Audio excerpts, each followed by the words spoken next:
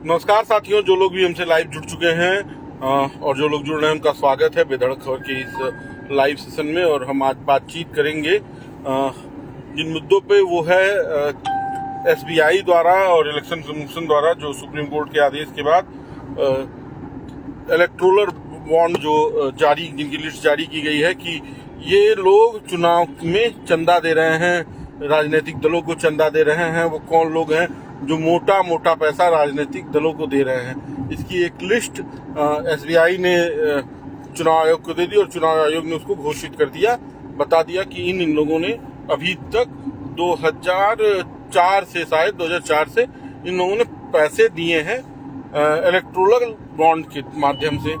उसका मतलब ये कि इन लोगों ने अपने फंड्स दिए हैं, अपने इलेक्टोरल बॉन्ड्स खरीदे और पार्टियों को दिए हैं। ये भी पता चल गया कि किन किन लोगों ने दिए हैं और ये भी पता चल गया है कि किन किन लोगों ने उन बॉन्ड को भुनाया है बैंक जाकर, किन्होंने कैश कराया है। इसमें सभी राजनीतिक दल शामिल हैं, कोई ऐसा दल नहीं है जो इससे अछूत हो।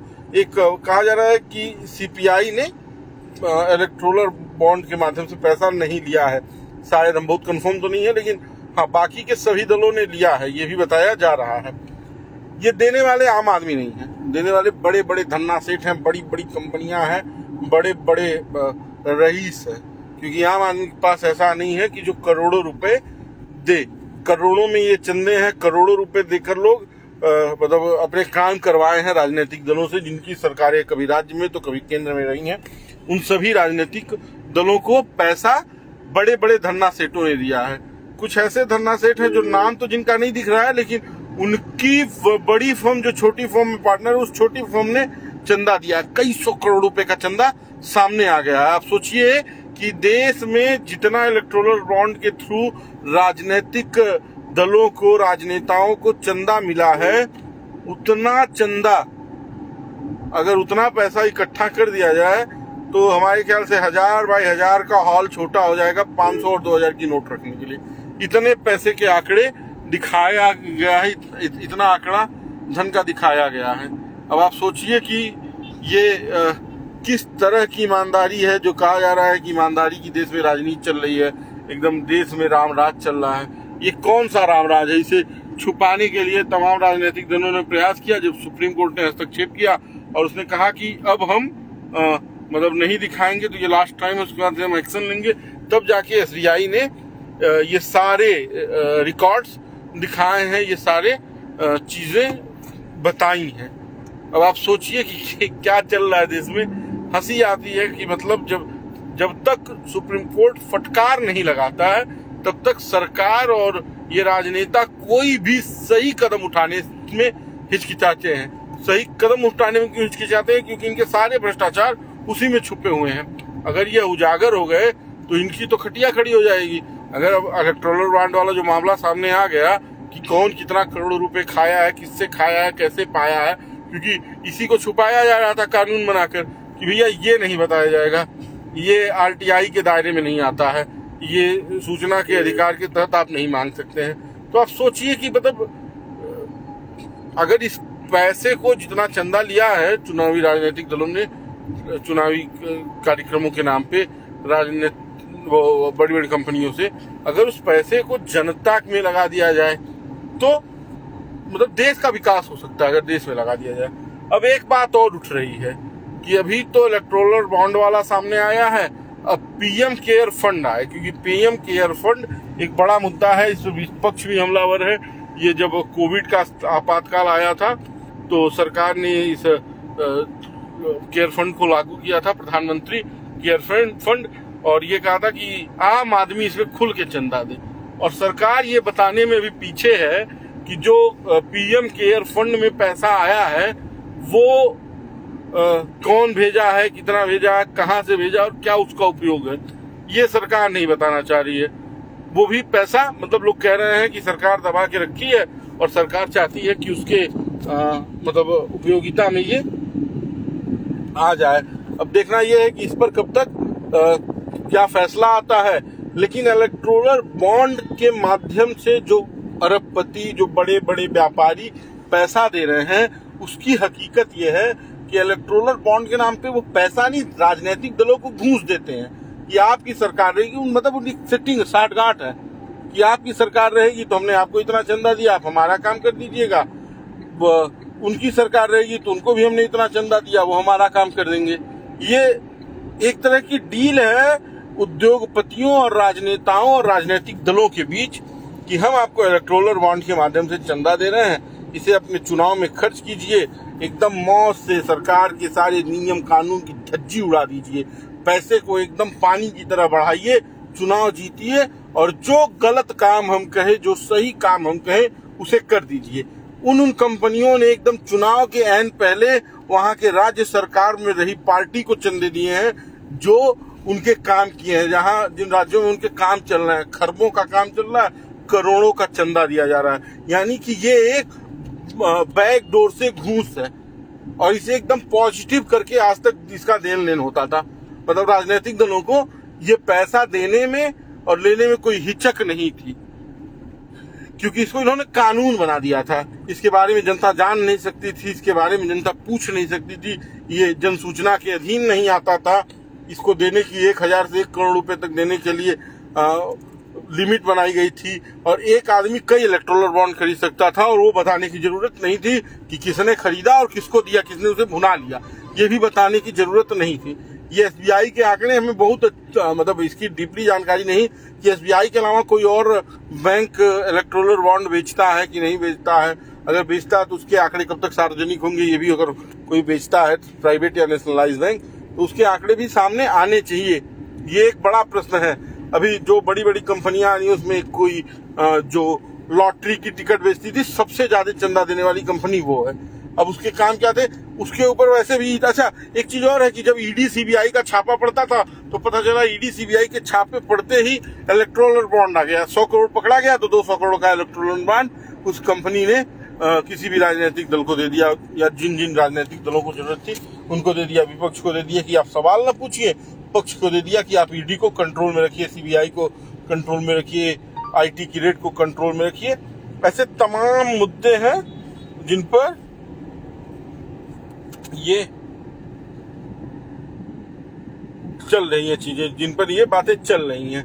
अब जो कहा जा रहा है कि ये आंकड़े आए हैं, इन आंकड़ों को मिलाया जाएगा कि कौन राजनीतिक दल कितना इलेक्टोरल बॉन्ड भुनाया है और किसने किसको कितना चंदा दिया है, इस पे अभी बात चल रही है, इस पे भी बात की जा रही है। कहा जा रहा है कि ये जल्द ही सामने आ जाएगा। इसका भी लोगों को इंतजार है। लोगों को इंतजार इसलिए है क्योंकि अगर इलेक्टोरल बॉन्ड के थ्रू पैसे आ रहे हैं, फंड्स आ रहे हैं, पैसे आ रहे हैं, तो उनका सार्वजनिक होना एकदम जरूरी है। खैर सुप्रीम कोर्ट के हस्तक्षेप से बड़े आंकड़े सामने आए हैं। इसके पहले इस पर क्या नियम थे उसके बारे में भी विस्तार से तमाम विशेषज्ञ चर्चा कर रहे हैं। बातें चल रही हैं, समाज में बातें चल रही हैं। अब एक मुद्दा ये है इसी वक्त की एकदम चुनाव के ऐन पहले ये पता चल गया कि किसके पास कितना इलेक्टोरल बॉन्ड के थ्रू पैसा आया है। अब लोग मतलब पैसे का हिसाब किताब दे पाएंगे। संसद में कानून बनते हैं, सबसे बड़ी बात तो ये है। तो अगर सरकार जो मौजूदा वक्त की सरकार है वो इसके समर्थन में नहीं थी, इसीलिए लंबे समय से ये मामला अटका हुआ था, ऐसा लोगों का मानना, लोगों का कहना है। तो अगर ये सरकार चाहेगी, इस सरकार की अगर फिर ये प्लानिंग होगी कि ये आंकड़े छुपाए जाएं, इन आंकड़ों को बताने की जरूरत नहीं है, तो 1 मिनट लगेगा। बहुमत में अगर सरकार रही तो फिर लोकसभा, फिर राज्यसभा के पास फिर राष्ट्रपति के पास, और फिर कानून बन जाएगा कि इलेक्टोरल बॉन्ड सार्वजनिक नहीं होंगे। लेकिन अब ये देखना होगा क्योंकि ऐसे तमाम चीजें हैं जो चल रही हैं देश में, जिस पर सरकार समय समय पर जब उससे सवाल उठते हैं तो कभी कदम पीछे हटा लेती है और जब अपनी फंसती है तो कदम आगे कर लेती है, उसको रोकने का प्रयास करती है। इस तरह की चीजें होती रहती हैं। उसके अलावा एक मुद्दा और जो बेहद ही जरूरी था जिससे हम आपसे बात करना चाहते थे। कुछ दिनों पहले आपने हमारा एक वीडियो देखा था जो रिलायंस के स्मार्ट बाजार में जाके हमने बनाया था। स्मार्ट बाजार में जो वीडियो बनाया था उसके बाद से कई सारे अधिकारियों के स्मार्ट बाजार के, रिलायंस स्मार्ट बाजार के फोन आ रहे हैं, वो मिलना चाह रहे हैं। कई लोगों ने कहा वीडियो डिलीट कर दीजिए। हमने कहा ये वीडियो तो डिलीट होने से रहा, इस भ्रष्टाचार की स्पष्टता आप सोशल मीडिया पे आके दे दीजिए। अगर हमारी आवश्यकता है तो हम आ जाएंगे, आपकी बात सोशल मीडिया के उसी माध्यम से रख देंगे जिस माध्यम से हमने आपकी गलती दिखाई थी। तो वो जल्दी ही हम बताएंगे कि देखिए, अगर उनसे कोई मिलने आता है और वो हमारे साथ ऑन कैमरा बात करने को तैयार होते हैं तो वो वीडियो भी हम लाएंगे। लेकिन किसान इस वक्त, देश के सारे किसान राजधानी के मुहाने पर खड़े हैं और वो MSP की मांग कर रहे हैं। जिस देश में MRP लागू है कि मैक्सिमम रिटेल प्राइस ये है, इसके अधीन, इसके अंदर इससे कम ही आप बेच सकते, इससे ज़्यादा नहीं बेच सकते, उसके बावजूद ये बड़े बड़े ब्रांड, ये बड़ी बड़ी संस्थान लोगों को प्रोडक्ट्स बेच रहे हैं, लोगों को चीज़ें दे रहे हैं और MRP से भी ज़्यादा दे रहे हैं। उसके लिए उन्होंने स्कीम बना दी, प्लान बना दिया और सारी चीज़ें दे दी। ये सारी कारस्तानी करके वो लोगों को गुमराह करके बेच रहे हैं। वहाँ किसानों को MSP देने में सरकार की हालत खराब है और इन व्यापारियों के ऊपर कोई लगाम नहीं है। ये लगाम बस इसीलिए नहीं है कि ये व्यापारी जो लूटते हैं उसका एक हिस्सा इलेक्टोरल बॉन्ड के माध्यम से इन राजनीतिक दलों, इन राजनेताओं को देते थे। यही एक बड़ा प्रश्न है। नहीं तो ये सरकारें उस पर काम करती, उनको रोकने का प्रयास करते, उनसे गलतियां होती तो उन पर सवाल खड़ी करते। अब अगर हम जो कमा रहे हैं उसकी एक हिस्सेदारी किसी को दे रहे हैं, किसी के पास पहुंचा दे रहे हैं, बिना कुछ कहे पहुंचा दे रहे हैं, और वो उस कानून का रखवाला हो, तो भैया वो काहे बोलेगा। तो इलेक्टोरल बॉन्ड से इसको भी आप जोड़कर देख सकते हैं कि जिन किसानों को जो धूप में, बारिश में, ठंड में जाकर मेहनत करते हैं खेतों में, जब एकदम आप कहिए कि कड़कती हुई ठंड रहती है तो पानी लगाते हैं खेतों में गेहूं को सींचने के लिए, गेहूं की सिंचाई करने के लिए। जब एकदम तपती धूप होती है तो फसल की कटाई करते हैं, अपने सर पे बोझा ला कर ले आते हैं, उसको अनाज में तब्दील करते हैं और हम तक पहुंचाते हैं, कभी गेहूं की शक्ल में तो कभी आटे की शक्ल में, और सिर्फ पैकिंग करके ये बड़े बड़े ब्रांड, चाहे वो रिलायंस स्मार्ट बाजार हो, चाहे वो स्पेंसर, इस तरह के सेंटर स्कीम के नाम पे हमें मूर्ख बनाते हैं, हमें बेवकूफ बनाते हैं और हमसे पैसा लूटते हैं। और उस लूट का एक हिस्सा सरकार में बैठे इन राजनेताओं को, इन भ्रष्ट राजनेताओं को, इन लोगों को ले जाके दे देते हैं। तमाम लोग हमसे जुड़े हुए हैं, सबका कुछ न कुछ सवाल है, तो उन सवालों का भी हम जवाब देने का प्रयास करें। टोल प्लाजे पर जाकर वीडियो बनाओ। टोल प्लाजे पर भी हमने तमाम वीडियो बनाए हैं भैया। अमर जी लिख रहे हैं, अमर कुमार जी, हमने टोल प्लाजों पर भी वीडियो बनाया है। टोल प्लाजों पर भी तमाम तरह की अनैतिक लूट चल रही है। जब आप हमसे टोल रोड टैक्स ले लेते हैं तो टोल टैक्स किस बात का, एक बड़ा प्रश्न है मेरा। नितिन गडकरी जी सबसे ईमानदार देश के मंत्री बताए जाते हैं, केंद्र सरकार के कैबिनेट मंत्री बनाए जाते हैं, उनसे मेरा सवाल है कि भैया जब रोड टैक्स है तो फिर टोल टैक्स। खराब रोड तो हमने कभी मांगी ही नहीं, तो जब खराब रोड हमने मांगी नहीं तो आप हमसे रोड टैक्स की जगह टोल टैक्स क्यों ले रहे हैं? या तो रोड टैक्स ले लीजिए या तो टोल टैक्स ले लीजिए।